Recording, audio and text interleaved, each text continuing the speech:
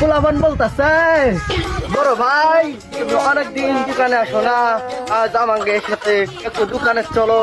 ছোট ভাইকে বললাম তোমরা যাও, আমি আসতেছি। সবাই চুপ থাক, বড় ভাই আসতেছে, বড় ভাই আসতেছে, সবাই চুপ থাক। কি অবস্থা ছোট ভাইরা, তোমরা সবাই ভালো আছো?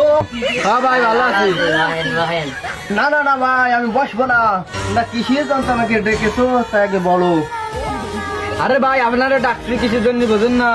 আমাকে আর কটা মুড়ি আর চানাচুর খাওয়াতে হবে। এই সামান্য মুড়ি আর চানাচুর খাওয়ার জন্যই তুমি আমাকে উগান্ডা থেকে বাংলাদেশে নিয়ে এসেছো? ও হালা ফালা কবে উগান্ডা দিল রে?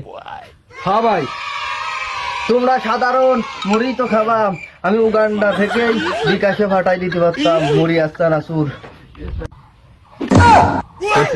বিকাশে মুড়ি আর চানাচুর কেমন পাঠাইছো? আরে ভাই সম্বন্ধে কিছু জানিস নে, তোরা ভাই সম্বন্ধে কিছু জানিস নে। ভাই বিকাশে আমার জন্য গাড়ি বন্ধু পাঠাই, আর তোরা বাজার মুড়ি দেখতেছিস। এই যে তোমাকে জানতি দোকানদারের কাছে মুড়ি নিছি, ধরো খাও। এ মা তারা তারা এই না গিয়ে মুড়িটা সেই স্বাদ লাগছে ভাই।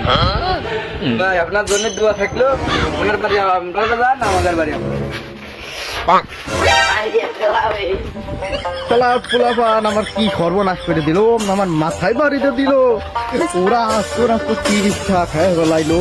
এখন আমি কিভাবে যাবানে বাড়ি, না তো আমার গাড়ি ভাড়ার টাকাই নাই।